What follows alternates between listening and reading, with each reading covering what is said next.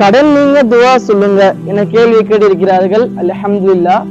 மேலும் மார்க்கம் சம்பந்த கேள்விக்கு கமெண்ட் பாக்ஸ் டைப் செய்வோம். இந்த துஆவை ஓதினால் அல்லாஹு தஆலா மலை அளவு கடன் இருந்தாலும் அல்லாஹு தஆலா கொடுத்து அந்த கடனை தீர்க்கின்றான்.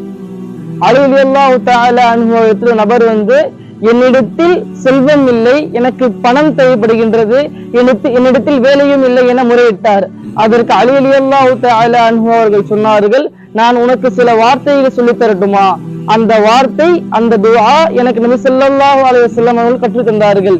அந்த துஆவை நீ ஓதினால் அல்லாஹு தஆலா உன்னுடைய செல்வத்தில் உன்னுடைய கடனை அல்லாஹு தஆலா மலை அளவு இருந்தாலும் கொடுத்து தீர்க்கிறான் என சொன்னார்கள். சொல்லுங்கள் என அந்த மனிதர் கேட்டார். அதற்கு அலி ரலியல்லாஹு தஆலா அன்ஹு அவர்கள் சொன்னார்கள், அல்லாஹும்ம மக்ஃபினி பி ஹலாலிக அன் ஹராமிக வ அக்னினி பி ஃபضலிக அம்மன் சிவாக்.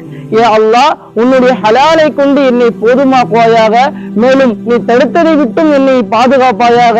யா அல்லாஹ், உன்னை தவிர மற்ற யாரிடத்திலும் தேவைப்படாமல் இருப்பதற்கு கிருபை செய்வாயாக என இந்த துஆவை அலி ரலியல்லாஹு தஆலா அன்ஹு கற்றுத் தந்தார்கள்.